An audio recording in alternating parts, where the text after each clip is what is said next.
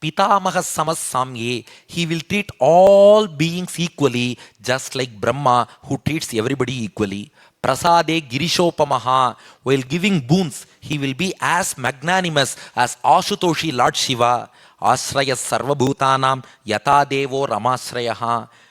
In protecting people who seek asylum, he will be like Lord Narayana, Sharanagata Rakshaka Narayana. Sarva Sadguna Mahatmye Yesha Krishna Manuvrataha. He will be endowed with all auspicious qualities, just like Lord Krishna. Rantideva Ivodaraha. He will be magnanimous like King Rantideva. Yayati Riva Dharmikaha. He will follow Dharma like Yayati Maharaja. Krishne Prahlada Iva Sadgrahaha. He will be very much devoted to Bhagavan like Prahlada. These are all the Lakshanams of Parikshit. He will come up as a great soul in the future. Rishis blessed him. Now Parikshit grew up under the tutelage of Pandavas. When Pandavas were teaching Parikshit to Rishis, nobody in the last row spoke in between. That's why Parikshit was able to listen to all those lessons very well and came up as a great exemplary prince. Sa Uttarasya Tanayam Upayema Iravatim. Then Parikshit married his maternal uncle's daughter Iravati. Parikshit's mother Uttara. Her brother was Uttara Kumara, Virata prince. We see Virata Parvam, Uttara Kumara, for whom Arjuna drove chariot. That Uttara Kumara was Parikshit's maternal uncle. His daughter was Iravati. Parikshit married Iravati. Janamejayadin Shaturaha Tasyam Utpadayat Sutan. And he was blessed with 4 sons, the eldest of them being Janamejaya, the well-renowned Janamejaya.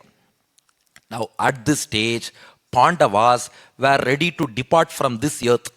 Before departing from this earth, Pandavas coronated Parikshit as the emperor of our nation. Now we go to 1:16:2. Bhagavatam, 1st canto, 16th chapter, 2nd verse onwards. Pandavas coronated Parikshit as the king of our nation, and they went to the heavenly abode. Now Parikshit, he went on a Digvijayam throughout his kingdom. He went to the banks of river Saraswati. There Parikshit saw a horrible scene that disturbed him so much. What was that scene?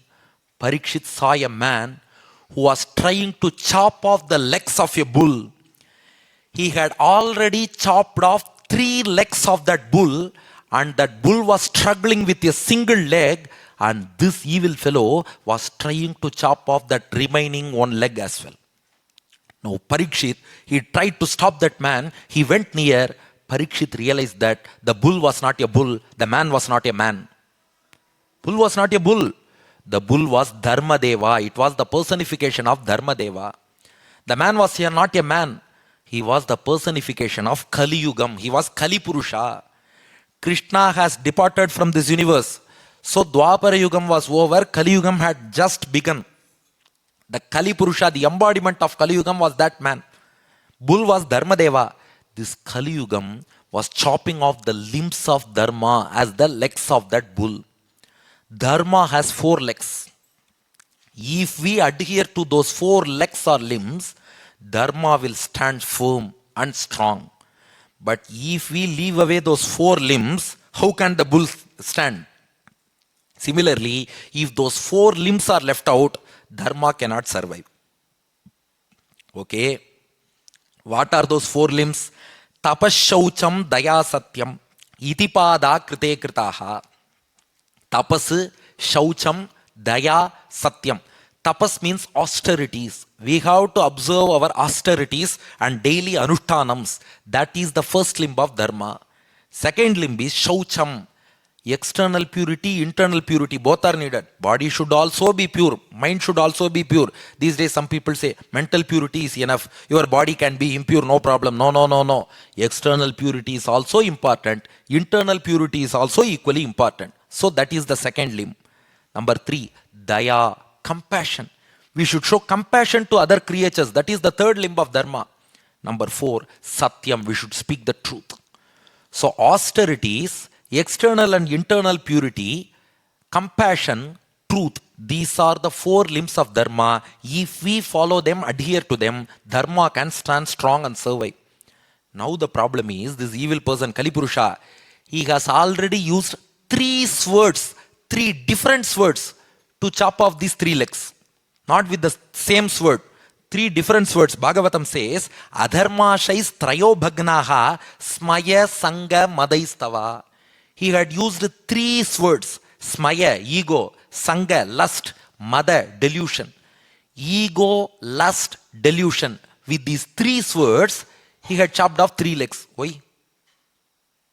There is a great secret within. See, if we listen to our scriptures, great lessons we can get. If you develop ego, you will lose your tapas. The more we get ego, the more we get the sense of I, your tapas will be gone. You will lose your austerities. So what did this Kali Purusha do? He used ego as the first sword and cut off the leg called tapas. If I have to cut off tapas, I should use ego. So with ego, he cut off austerities. Second one, if you develop lust, if you develop kamam, then your external purity will also be lost. Mental, internal purity will also be lost. So he used kamam, lust, as the second sword and cut off the limb called purity, shaucham. Number 3, if you get confused, if you are deluded, you cannot show compassion to others. I myself is confused. I am myself confused. How can I help you? How can I show you compassion? We will become angry. So, using the delusion and confusion as the third sword, he cut off the third leg, which is called compassion. Now he has a fourth sword in his hand, which is called falsehood, because he wants to chop off the fourth leg, which is truth.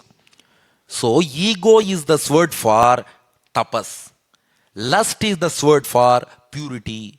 Confusion is the sword for compassion. Falsehood is the sword for truth. Now he is having the fourth sword in his hand and looking to chop off the fourth limb with which the bull is struggling. He is trying to chop it off. Idanim dharmapadaste satyam nirvartayet yataha tam jigrikshati adharmoyam anritena yeditah kalihi. Parikshit saw that. He realized everything.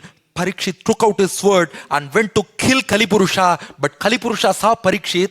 He did not chop off the fourth leg of the bull. Rather, Kali Purusha fell at the feet of Parikshit, performed Sharanagati to Parikshit. Oh Raja, please don't kill me. Kali Purusha surrendered, performed Sharanagati at the feet of Parikshit. Parikshit told him, you have surrendered to me. You have performed Sharanagati. Veda says, Tasmadapi Vadhyam Prapannam na Pratiprayachanti. Once a person has surrendered to us, he has fallen at our feet, he has performed Sharanagati, then we should not kill him. Even if he may be an offender, but once he has fallen at our feet, we should forgive. So Parikshit told him, I will spare your life, Kali Purusha. I will let you go, but you should not enter into my kingdom. You should not stay anywhere within my kingdom. You get lost, because if you come inside, I know what all you cause, what all evil things you spread. I know about you. You should not enter into my kingdom of Bharatadesham. You can go elsewhere, but you should not come into my country. But Kali Purusha, he pleaded with Parikshit, oh Raja, you should not send me away. This is the order of nature. This is Kali Yugam. This is my period. I have to come. Please give me some places to stay. So finally, just refer to Bhagavatam 1:17-38, first canto, 17th section, 38th verse. Parikshit says, I will give you 10 places. Only in those 10 places you should stay. So please remember, in these days, people leave away all achara anushtanams and they say, this is Kali Yugam. We will be like this only. No. Only in these 10 places, Kali Yugam will reside. In all other places where in these flats we are reciting Bhagavatam, Kali Purusha will never dare to enter here. So Kali Purusha should live in only 10 places. Parikshit gave him 10 places. 1, Dyutam. You stay with gamblers who are involved in gambling. That may be online or offline. That's different, because online rummy, jungle rummy, whatever gambling they do, you go there. 2, Panam. Panam means drunkards. You go to drunkards. Whoever goes to those shop, you bar, you go to them. Number 3, Striyaha. People do divide of good conduct. Good conduct. We should live Ekapatni Vratam. We should follow that. Whoever is not following Ekapatni Vratam and living with bad conduct, you live with those persons. 4, Sunaha. Those who harm other beings for their pleasure. You see many sadists. They harm others and find pleasure in it. You live with those people. 5, Jata Rupam. Those who are greedy after money. Many people say money, money, money, money. You go to them. Number 6, Anritam, those who speak lies. 7, Madam, arrogant people. 8, Kamam, lustful people. 9, Rajaha, angry people. Some people shout for nothing. Those people, angry people. Finally, 10, Vairam, those people who shows hostility towards innocent people. In social media, you can see they will just heap so many criticism on some people for no reason. They will scold them, they will curse them like anything. Memes for fun is different. But just spitting venom, spewing venom, those kind of people, showing hostility for no reason on innocent people, you live with those people. So, gamblers, drunkards, people devoid of good conduct, those who harm other beings for their pleasure, those who are greedy after money, those who speak lies, those who are arrogant, those who are lustful, those who are angry for no reason, those who show hostility towards others. These 10 places you can stay. So Parikshit gave these places for Kali Yugam and then came back to this palace. Now, the most important incident which you are all awaiting, that incident comes now. 1:18-24. First canto, 18th chapter, 24th verse. Ekada dhanurudyamye vicharan mrigayambane mrigan anugata shrantaha kshuditas trishito brisham. Parikshit one day, on a hot sunny day, Parikshit went for hunting. To hunt evil animals which are harming good people, Parikshit went for hunting. It was a hot day, sunny day. Parikshit ran after animals. He got hungry, he got thirsty. A hungry man is an angry man as well, so he got angry as well. This Parikshit, he looked for some water source, a river or a pond, any water body to quench his thirst. Jalashayam achakshanaha pravivesha tamashramam. He could not find any water body. Dadarsha munimasinam shantam milita lochanam. Now finally, he was able to spot an ashramam, a hermitage of a rishi. Now Parikshit thought, I could not find water anywhere. At least in this ashramam, some rishis should be there. Some water should be available. Let me go inside and fetch water. Parikshit entered into that ashramam. That ashramam belonged to a rishi called Shamika. The Shamika Rishi was sitting in deep meditation. He was just engrossed in the thoughts of Bhagavan. He was just thinking about the attributes, divine, handsome body of Bhagavan. His mind was focused on it. He did not notice the king entering into his ashramam. The king Parikshit screamed, "O Rishi, I am Parikshit. I am the king. I am thirsty. Please give me water. Please give me water." Parikshit screamed, but the Rishi turned deaf ears because he was in Samadhi, Bhakti Yoga trance, Bhakti Yoga Samadhi, in meditation on Bhagavan. His mind was totally immersed in the thoughts of Bhagavan. That these days, when we look at cell phone, we are unaware of whatever is happening around us. That is what you say, this millennium Samadhi. These days, we don't get Bhakti Yoga Samadhi and all. In Bhakti Yogam, if they meditate on Bhagavan, they don't know what is happening around. But these days, cell phone is the Samadhi. Because if they look at cell phone and start scratching, not pressing, scratching, if they start scratching the cell phone, rubbing the cell phone, nothing. Even children, if you give cell phone in their hands, you can feed them anything. They are not aware even what we are feeding. Yes, that will go inside, go inside, go inside. But we are all engrossed in cell phone. But they are engrossed in thoughts of Bhagavan. So the Rishi did not hear his voice. The Rishi did not notice the king entering. He closed his eyes. He was meditating on Bhagavan. But Parikshit got angry. I am screaming with thirst. I am asking for water. This fellow is not responding. Satu Brahma Rishe Ramse Gatasum Uragam Rusha Vinirgachan Dhanushkotya Nidhaya Puramagamat. There was a dead snake in that ashram. Parikshit picked that dead snake with his bow and put it on the neck of that Shamika Rishi and said, there is no difference between these two. Because dead snake will also not respond. This Rishi is also not responding. No difference between them. So to insult that Rishi, Parikshit with his bow picked a dead snake, put it on the neck of Shamika Rishi, angrily went back to his palace. This Rishi Shamika, he had a son Munikumara by name Sringi. That Sringi heard of this incident. His father being insulted by Parikshit by putting a snake around his neck. That son got angry. Bhagavatam 1:18-37. Iti langhita maryadam takshaka saptamehani dankshati sma kulangaram chodito me tatadruham. That son Muni Kumara Shringi, a small boy, that Rishi Kumara says, Parikshit, being a descendant of Pandava, I expected him to honor rishis, because Pandavas are known to respect and honor rishis. They worshipped rishis. But this Parikshit, being grandson of Arjuna, he has insulted my father, Shamika Rishi. This insulting Rishi should not be in the DNA of a descendant of Pandava. How could this attribute be in the DNA of Parikshit, who is the grandson of Arjuna? No, such a person should not live. This Munikumara Shringi angrily went to the river Kaushiki, took some water from Kaushiki in his hand, and cursed Parikshit. On the 7th day from today,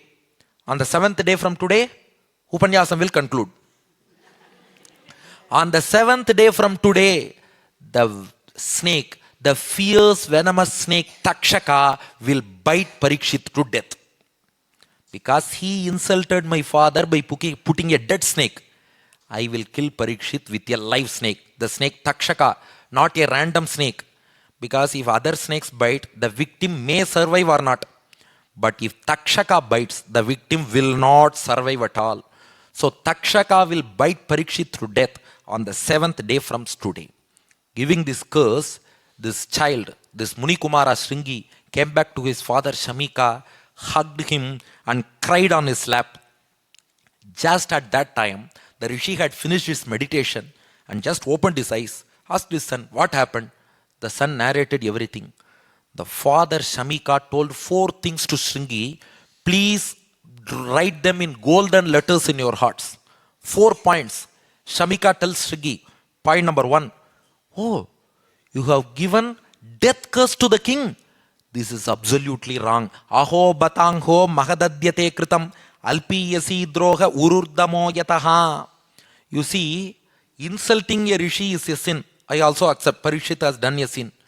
But giving disproportionate punishment is even more sinful. You have given disproportionate punishment, inappropriate punishment. You could have punished him in some other way. But you should not have given death sentence in the name of punishing an offender. You have committed a bigger offense. You should not have given this curse. 1. Because death sentence, this is not fair to give death sentence for insulting a rishi. 1. Number 2, you have not given curse to an ordinary man. He is a king, not mere king. He is a good king. Can you kill a good king for your own selfish interest? Just for insulting your father, do you have the right to kill a good king? Because people will lose his good governance, his protection. He has been protecting dharma. He has been protecting civilian people. He has been giving good governance. He has been protecting the nation. Alakshyamane naradeva namni rathanga panau ayamanga lokahan tadahi chora prachuro vinakshyati arakshyamano avivrutavat kshanat. If you kill that king, that untimely demise of a king will cause instability to the governance, nation, dharma, and the lives of the entire people. How can you punish an entire country for your own selfish interest? This is point number 2. Point number 3, he is a great Bhagavata. He is a great devotee of Bhagavan. He was rescued by Lord Krishna himself when he was in the womb of his mother. Apapeshu so bhrityeshu bhalena apakva buddhina papam kritam tad Bhagavan sarvatma kshantum arhati. O son Shringi, you are so immature that you have cursed a Bhagavata, a devotee. Because if you curse devotees, if you commit offense towards devotees, Bhagavan will get angry on you and Bhagavan will punish you. Let me pray to Bhagavan. My son is immature, small boy. That's why he has committed this offense. Let me pray to Bhagavan to spare you. Otherwise, Bhagavan will punish you for giving this kind of a curse to his Bhagavata. Point number 4. Son, do you know one thing? Parikshit has got the power to avoid your curse. Parikshit has got the capacity to avoid your curse. It will not do anything to him. But he won't do it because to make the words of a Rishi Putra come true, Parikshit will accept this curse. The Rishi says the nature of Bhagavatas is Tiraskrita vipralabdhaha shaptaha kshipta hata api nasyatat pratikurvanti tad bhaktaf prabhavopihi. You may insult a devotee. You may cheat a devotee, you may curse a devotee, you may speak harsh words against a devotee, you may even beat a devotee. Do you think they cannot do it back to you? They can do everything back, but they won't do because they will leave it to the lookout of Bhagavan. Parikshit has got the tapas to curse you again in return. He won't do it. He will leave it to the lookout of Bhagavan. Parikshit has got the power and capacity to avoid your curse. He won't do it to make the words of Rishiputra come true. But you have committed a huge blunder. Now once curse given is given, it cannot be changed. The only thing we can do is just inform Parikshit about it so that he can be careful. At least we can inform him. So the Rishi sent some messengers.